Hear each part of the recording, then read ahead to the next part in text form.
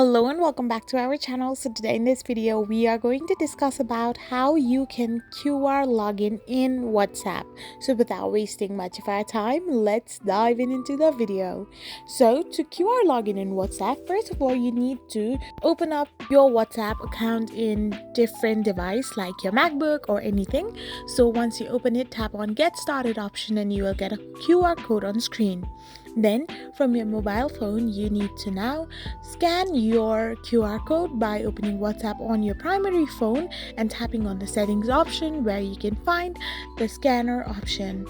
So once you scan the QR code from your primary mobile phone where you have been logged in your WhatsApp, you will get successfully logged in your WhatsApp through QR code on your linked device as well.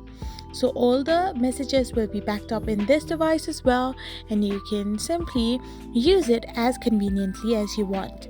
I hope you found this video helpful, so don't forget to hit that subscribe button and do give us a thumbs up. We will be back again with these informative videos.